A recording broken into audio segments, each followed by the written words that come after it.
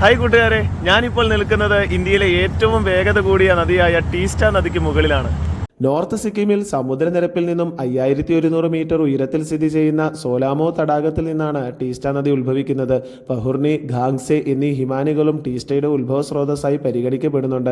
ടീസ്റ്റ സിക്കിമിലൂടെ ഒഴുകി വെസ്റ്റ് ബംഗാളിലൂടെ ബംഗ്ലാദേശിലെ ഫുൾചാരി പോയിന്റിൽ വെച്ച് ബ്രഹ്മപുത്ര നദിയുമായി കൂടിച്ചേരുന്നു. ശേഷം ബ്രഹ്മപുത്ര നദി ജമുന എന്ന പേരിലാണ് അറിയപ്പെടുന്നത്. 414 കിലോമീറ്റർ നീളമുള്ള ടീസ്റ്റ നദിക്ക് ഇന്ത്യയിൽ 309 കിലോമീറ്ററും ബംഗ്ലാദേശിൽ 105 കിലോമീറ്ററുമാണ് ദൂരം. സിക്കിമിൽ ജീവരേഖ, ഇന്ത്യയിൽ ഏറ്റവും വേഗത്തിൽ ഒഴുകുന്ന നദി എന്നിങ്ങനെയൊക്കെ ടീസ്റ്റ അറിയപ്പെടുന്നു. ഇന്ത്യയിലും ബംഗ്ലാദേശിലും വലിയ വെള്ളപ്പൊക്കത്തിന് കാരണമാകുന്നതിനാൽ റിവർ ഓഫ് ഹൊറർ എന്നും ടീസ്റ്റ അറിയപ്പെടുന്നുണ്ട്.